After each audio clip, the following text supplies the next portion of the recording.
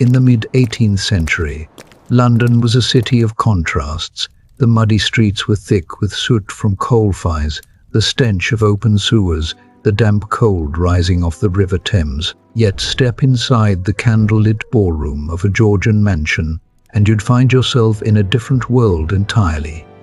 The air was thick with lavender water, powdered wigs, expensive French wax. Aristocrats in silk and velvet gathered in hushed circles, their eyes fixed not on the gold leaf on the walls or the diamonds on their peers, but on a single strange object resting on a silver pedestal.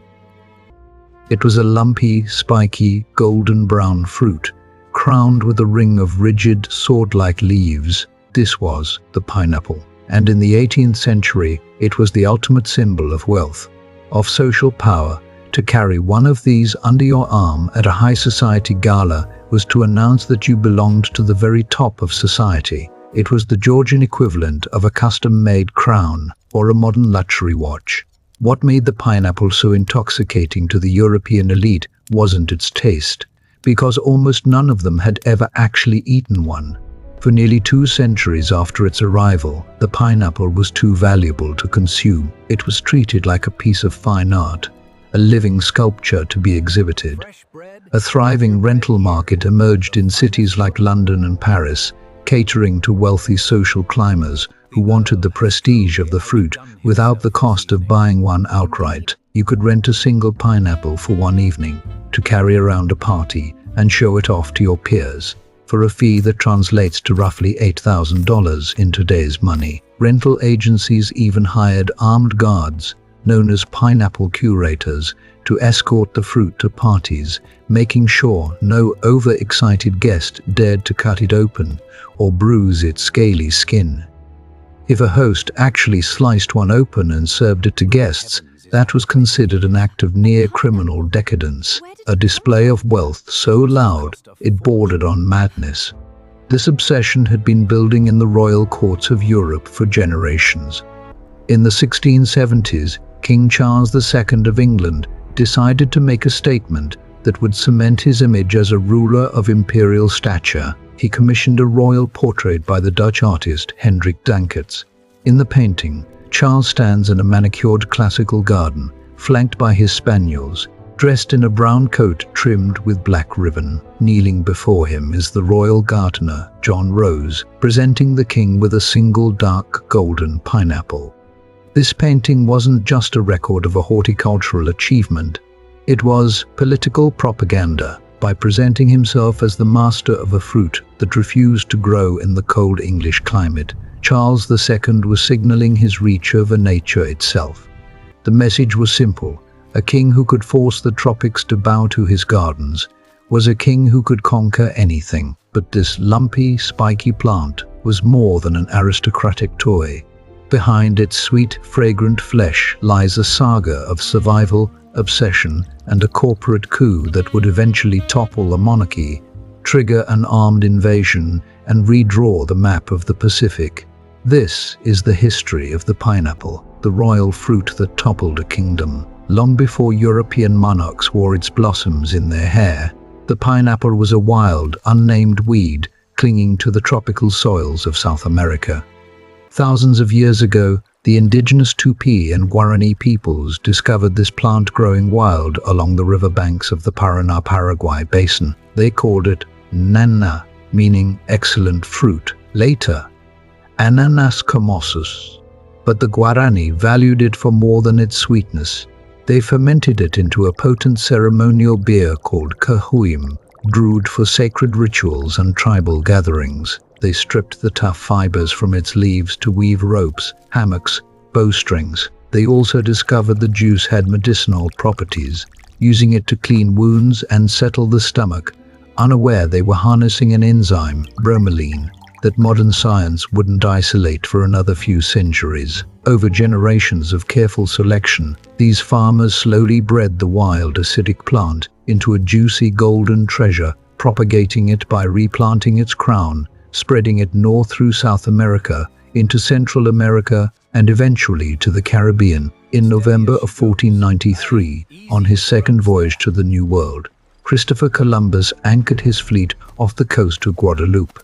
As his men explored a local Carib village, they found large, scaly, pine cone-shaped fruits sitting in clay pots. The village itself was unsettling, littered with piles of human bones that fueled rumors of cannibalism among the Caribs.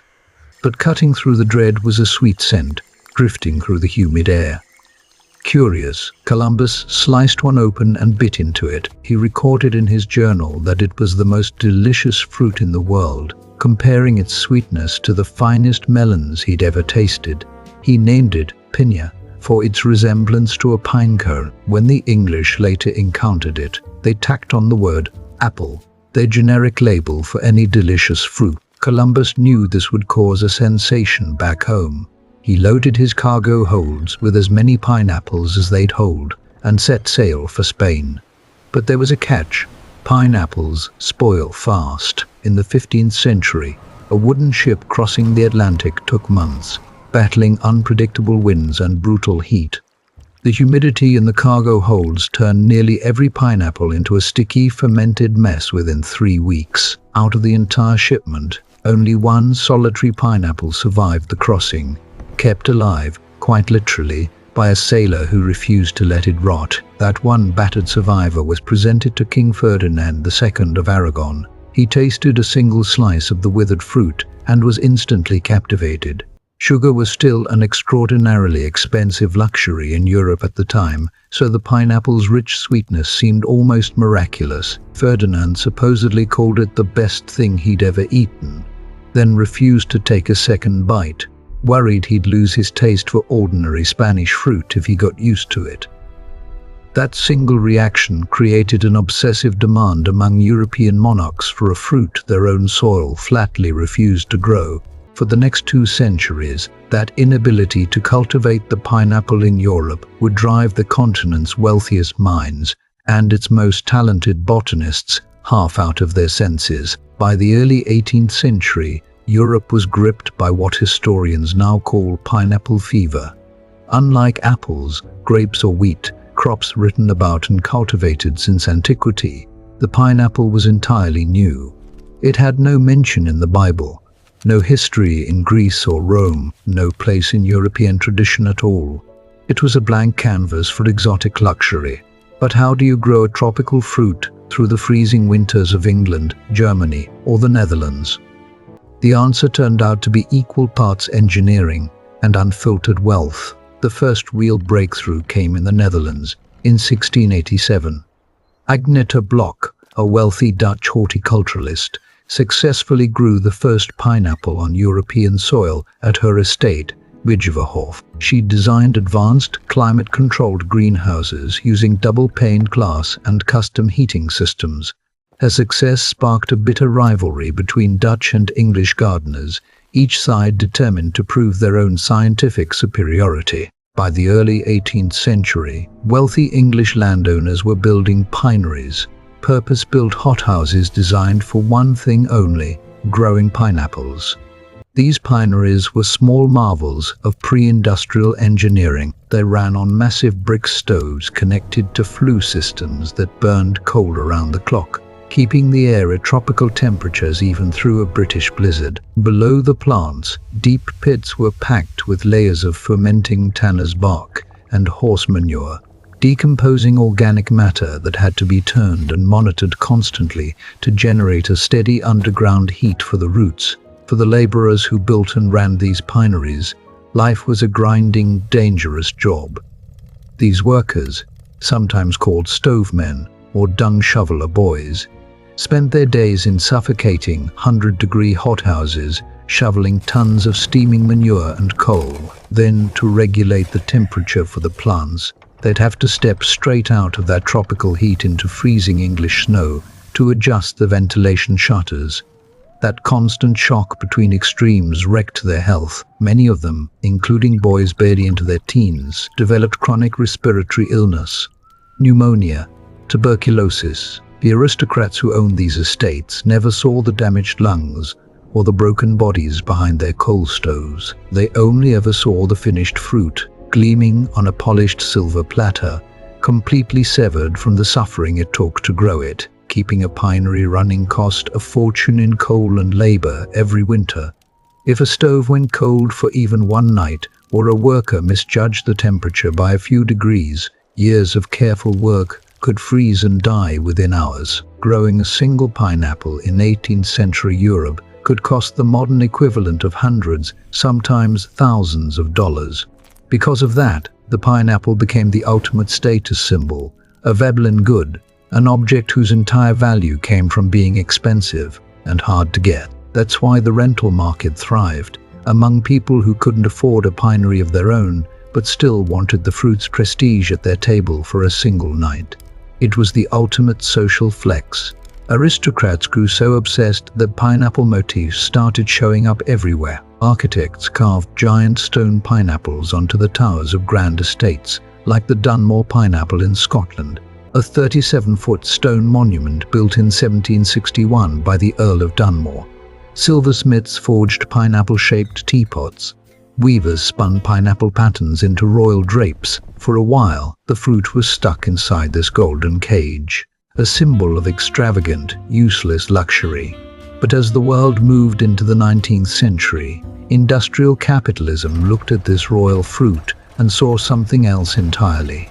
Not a rare treasure to protect, a product to mass produce, and to do that, they'd have to conquer the Pacific, overthrow a sovereign nation, and permanently reshape a tropical paradise. By the late 19th century, Hawaii had become the epicenter of global sugar and pineapple production. American businessmen, many of them descendants of missionaries who'd settled the islands decades earlier, had bought up massive tracts of native Hawaiian land. They built agricultural corporations and held an iron grip on the island's economy, running on cheap labor and tax-free trade with the mainland United States. But they had a problem.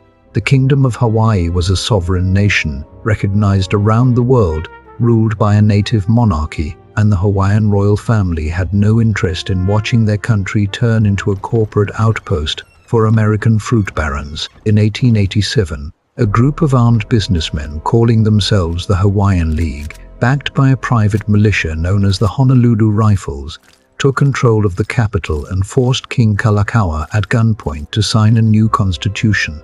History would remember it as the Bayonet Constitution. History would remember it as the Bayonet Constitution. It stripped the monarchy of its executive power, cut most native Hawaiian and Asian voters out through property and wealth requirements, and handed political control directly to the wealthy plantation owners. The king signed it with a gun to his chest, knowing refusal meant civil war. The real crisis began in 1891, when the king died, and his sister, Queen Lili Iokalani, took the throne. Lilib Okalani was educated, sharp, and fiercely devoted to her people. She was also a gifted composer, the writer of Aloha, Aba, a song of love and longing that would go on to become her nation's lament. She'd watched the Bayonet Constitution turn her people into second-class citizens in their own homeland, and in early 1893 she announced she'd draft a new one, restoring native voting rights, reclaiming executive power from the foreign businessmen. To the fruit barons, that was an existential threat. If Hawaiians regained control of their own government, the tax breaks, land monopolies, and cheap labor propping up the pineapple and sugar empires would disappear. They decided the Queen had to go. On January the 17th, 1893, a coup was launched. A group calling themselves the Committee of Safety, led by Lorin Thurston, seized the government buildings. They didn't act alone. John L. F. Stevens, the American minister to Hawaii, and an open supporter of annexation, ordered 162 armed Marines and sailors off the warship USS Boston to land on Oahu.